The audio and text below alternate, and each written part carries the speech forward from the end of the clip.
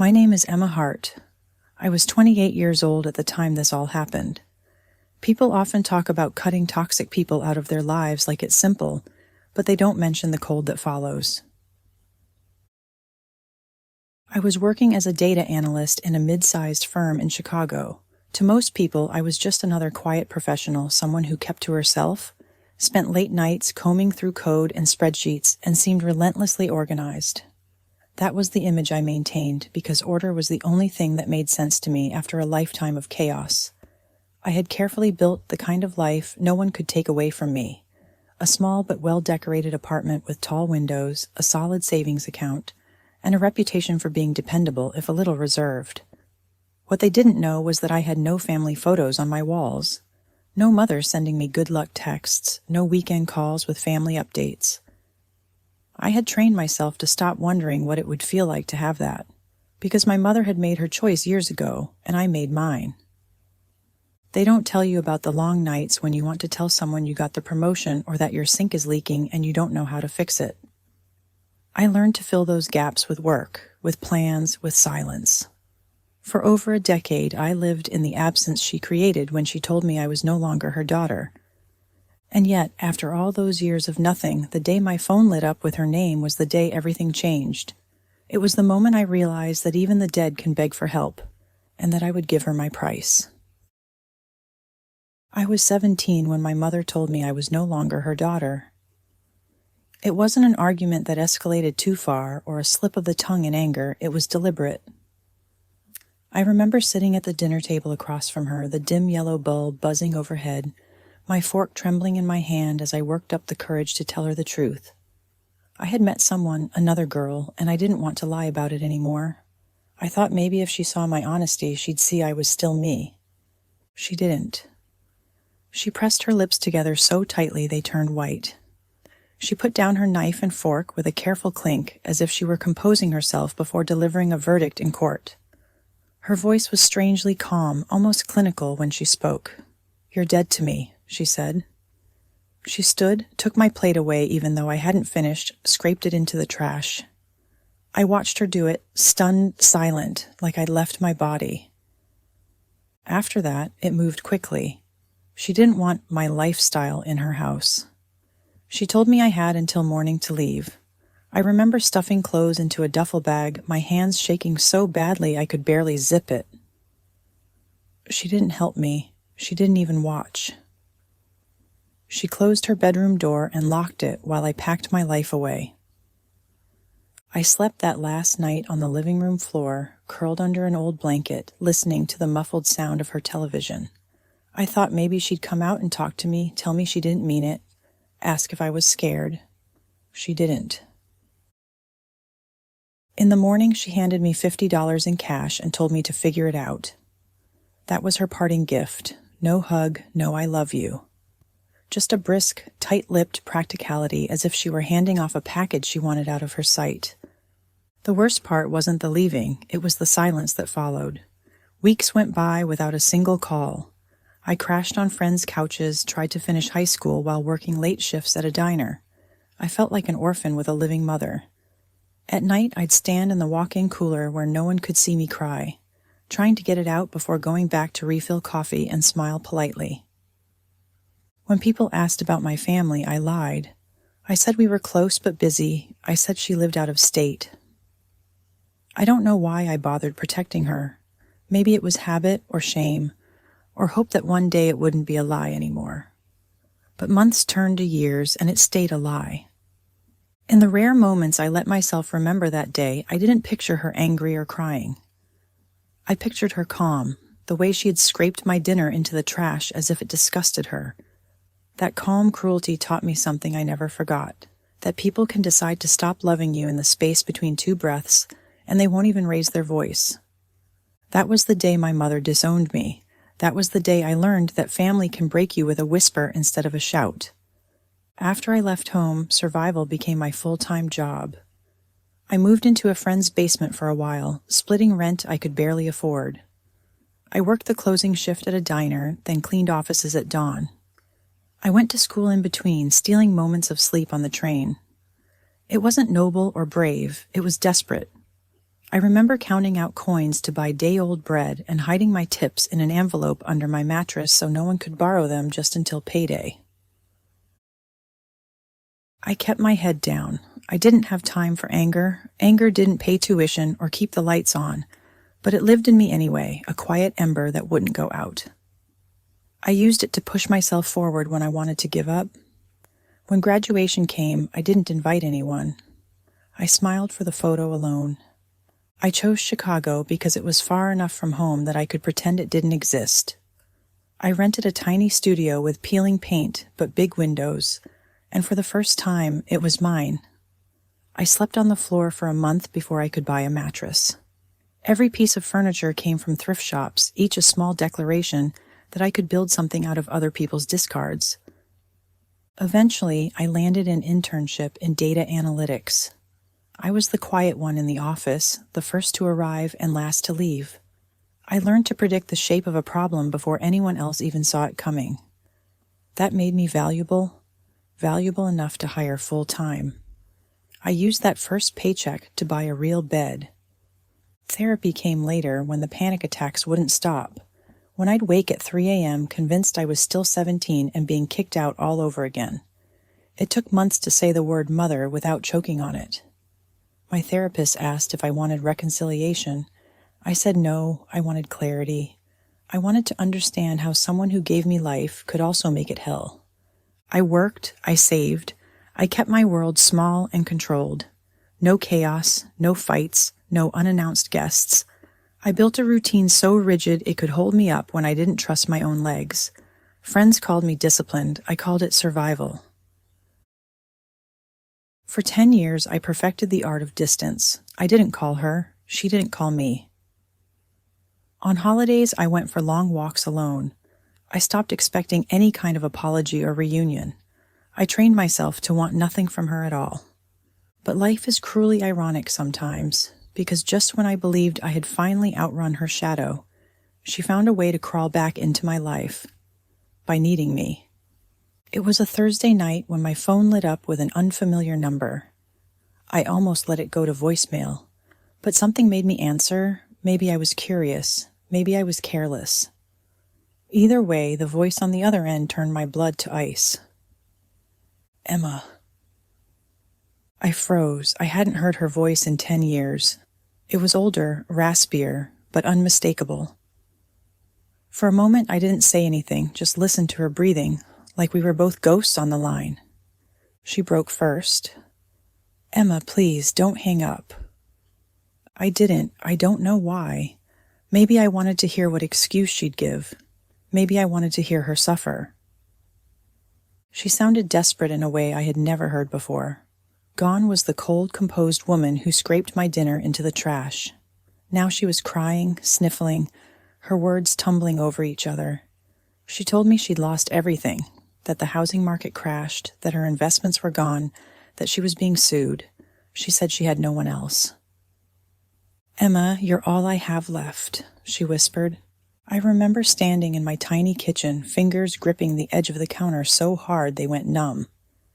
There was a part of me, small but stubborn, that wanted to hang up immediately to laugh in her face. But I didn't. I listened. She started talking about second chances, about family, about how blood is thicker than water. It was surreal hearing her use those words, like she was reading from a script written for a mother who had actually loved me. And beneath the tears, I heard something else. Calculation. She was measuring my silence, weighing her words, testing the boundaries. It wasn't just need, it was manipulation. She knew exactly which buttons to press. When she finally asked if we could meet, I said yes, not because I forgave her, not because I wanted to help, but because I wanted to see her face when I told her the price she'd have to pay. We agreed to meet at a small cafe halfway between my apartment and the courthouse, where she said she had an appointment. I chose the place deliberately, neutral ground, public enough that neither of us could make a scene. When I got there, she was already waiting at a table by the window, hands wrapped around a chipped white mug like she was trying to warm herself from the inside out. I paused at the door, taking in the sight of her. She looked smaller than I remembered. Her hair was thinner, the dark roots showing through an old dye job. Her face was lined in ways that had nothing to do with age. I felt a pang that I crushed immediately. Sympathy was the opening she'd been counting on. When I sat down, she didn't say hello. She just looked at me with wet eyes, as if to remind me of her suffering before we even spoke. "Emma," she began, voice breaking. "Thank you for coming. I didn't know who else to call." I didn't respond. I watched her fidget with her napkin. She took a shuddering breath. "I know I haven't been there for you. I know I made mistakes, but I'm your mother. I'm begging you. Please help me. I'm going to lose everything." Her words were carefully chosen, admitting just enough fault to look humble, but never actually apologizing. She didn't say, "I'm sorry I threw you out." She didn't say, "I'm sorry I told you you were dead to me." I leaned back in my chair. "What do you want from me?" She looked startled by my tone. I need you to co-sign a loan. They won't give it to me alone." "And maybe, just for a little while, you could let me stay with you? I don't have anywhere else to go." I nodded slowly, as if considering it. In reality, I was cataloging every manipulative turn of phrase. The way she made her disaster my responsibility. The way she tried to slip back into my life like there had been no decade-long silence. I let the silence hang until she squirmed. "I know I failed you," she whispered. "But you can't just turn your back on your own mother." That was it, the line that settled it for me. I leaned forward, resting my elbows on the table. My voice was quiet, even gentle. "You're right, I can't just pretend you don't exist. But if you want my help, there's going to be a price." She blinked, confused. "What do you mean?" I didn't smile. I didn't soften.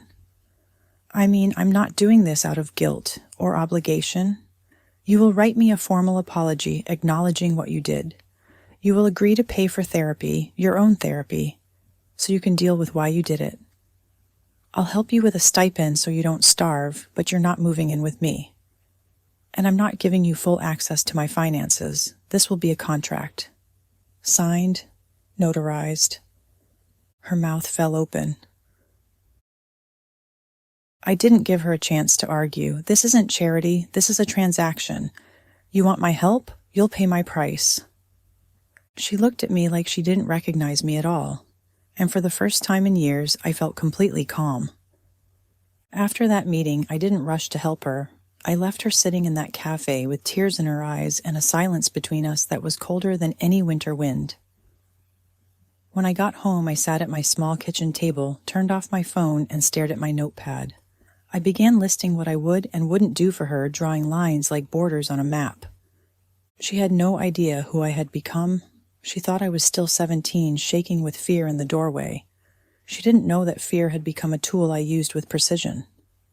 The next day, I called my lawyer, an older woman named Carla who had always treated me with the professional courtesy I valued so much. When I explained the situation, she didn't flinch. "She wants you to co-sign a loan?" Carla asked dryly. "Absolutely not, unless you plan on paying it yourself." I nodded. "That's why I want a contract, a formal one. She wants my help? She'll get it on my terms." Carla helped me draft the document. It was clinical in tone, almost cold. It spelled out exactly what I would do. A small monthly stipend, enough to cover groceries and essentials. No large transfers. No shared accounts. A single co-sign for a controlled, capped loan with payment schedule oversight by my lawyer. She'd have to sign full financial disclosures, allow credit checks, and agree to credit counseling. And the apology. That was non-negotiable. I insisted on a handwritten letter acknowledging what she did. No vague mistakes were made language. I wanted the words, "I threw you out. I told you you were dead to me. I understand the harm I caused." Carla raised an eyebrow at that clause, but said nothing. She understood. I spent nights rereading the draft. Part of me wondered if I was being cruel. Another part reminded me I wasn't the one who created this gulf between us. I wasn't seeking revenge for its own sake. I was seeking honesty. boundaries, proof that she was willing to sacrifice her pride to survive. In quiet moments, I let myself remember the things I usually avoided: sleeping in stairwells when the friend's basement got too crowded, going hungry so I could buy bus fare, sitting in therapy years later trying to explain why I jumped at every loud voice, why I felt unworthy of even the smallest kindness. This was the cost of her choices, and if she wanted to undo the ruin she'd made of her life, she was going to pay part of that cost too. I also prepared myself emotionally. I knew she'd resist. I knew she'd cry and scream and call me ungrateful. I practiced the words in the mirror. This isn't negotiable. The night before our second meeting, I barely slept. Not out of fear, but anticipation.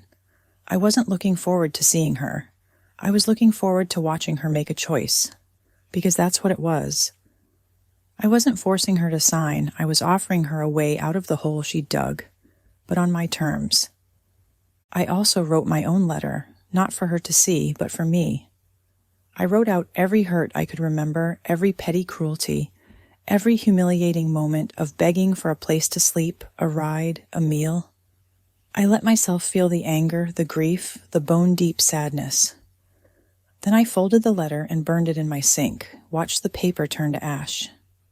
Because my revenge wasn't going to be loud or violent, it was going to be silent, controlled. A boundary drawn in black ink and witnessed by a notary. When I met Carla the next morning to finalize the contract, she handed it to me in a stiff folder and said quietly, "You don't owe her anything." "I know," I said, but I was going to give her something anyway, just not the way she wanted. This wasn't about kindness, this was about power, about making her say the words she had refused for over a decade, about ensuring that even if she took my help, she would remember the price forever. And if she refused, then she could watch me walk away without looking back. The day of our next meeting, I woke early and sat by my window, watching the city come alive. Chicago's skyline was gray, overcast, the kind of sky that felt heavy on your shoulders. I sipped my coffee slowly, deliberately, because I wanted to feel calm. I wanted to go in clear-headed, not shaking with rage or pity. Because despite everything, there was still a part of me that wanted to help her without strings. That part was small, but it was there. It remembered the mother who used to braid my hair, who bought me books when I was sick, who once held me after a nightmare. Those memories were real too, and they had a terrible weight. But they weren't the whole truth. The other truth was that she had abandoned me without a second thought, that she had treated my love like something disposable. I could forgive many things, but not the way she tried to erase me. I found myself wondering if she remembered that night the way I did, if she ever saw me at 17 standing in the doorway with my duffel bag, hoping for her to stop me, to say she was sorry. Or if she'd rewritten the memory entirely, convincing herself she'd had no choice. That was the thing about her. I never really knew what she believed. She could cry and plead and sound so convincing that even I doubted my own memories. That was her gift, her curse. So I rehearsed it all in my mind. What I would say, how I would stay firm. I told myself over and over that this was the last chance I would give her to be honest. The last time I would let her into my life in any form. It wasn't about revenge in the sense of punishment. I didn't want her to suffer just to see her suffer. I wanted acknowledgement. I wanted her to look me in the eye and admit what she did. I wanted to reclaim the power she stole from me with those words, "You're dead to me." This was my chance to rewrite the ending of that chapter. By the time I put on my coat and picked up the folder with the contract inside, I felt something like peace. Not joy, not vindication. Just a grim, quiet certainty that whatever happened next would be on my terms. I wasn't going there to argue. I wasn't going there to beg for her love. I was going there to set the price for mine. When I arrived at the lawyer's office, she was already there, clutching her purse like it was a life vest. She looked up at me with red-rimmed eyes, and for a second I thought she might run to me, hug me, beg me in front of everyone. But she didn't. She just sat there, stiff and shaking, watching me with something between fear and resentment. Carla greeted us politely, professional as ever. She gestured for us to sit in her small conference room. The table between us felt like a barrier and a stage at the same time. My mother cleared her throat. "Emma, please, I don't want this to be complicated. I just need your signature. They won't give me the loan without it." I didn't bother responding immediately. I opened the folder carefully, pulling out the contract. I laid it on the table and pushed it toward her. Her eyes flickered over the dense legal text, confusion creasing her brow. What is this?" "My conditions," I said calmly. "If you want my help, you sign this." She picked it up with trembling hands. As she read, I watched her face change. Her mouth tightened, her eyes narrowed. The color rose in her cheeks. "You can't be serious," she whispered. I didn't blink. Completely. She slammed the paper down. "You want me to admit I was wrong? You want me to pay for therapy? You want to control my money?" "I want you to be honest," I said evenly. "I want you to get help so you don't keep destroying your own life and other people's, and I want to protect myself from being dragged down with you." She shook her head, voice breaking. "You're humiliating me." I almost felt sorry for her. Almost. "I'm giving you a choice. You can take my help on these terms, or you can walk away with nothing. Just like you left me with nothing." The words hit like a slap. I could see it in her eyes. For a moment, she looked like she might cry for real. Not as manipulation, but out of something like genuine regret. But then she hardened. "You're cruel," she spat. I didn't argue. I didn't comfort. I simply shrugged. Maybe. Or maybe I finally learned from the best. Silence stretched between us, thick and suffocating. Carla sat impassive, waiting. Finally, my mother picked up the pen. Her hand shook as she signed. She didn't look at me. When she finished, she shoved the paper away. "Are you happy now?" "No," I said honestly, "but I'm satisfied." She wouldn't meet my eyes after that. Carla took the papers and gave us both copies. My mother stood abruptly, gathering her things with jerky movements, as if she couldn't stand to be near me a second longer. As she walked out, I watched her go.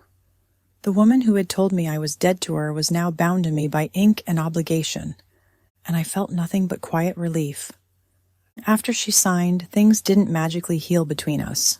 There was no tearful embrace, no shared laughter at old memories. We didn't become mother and daughter again. That wasn't part of the deal, and I didn't pretend otherwise. I enforced the contract with cold precision. The monthly stipend was sent through my lawyer's office, never directly from me.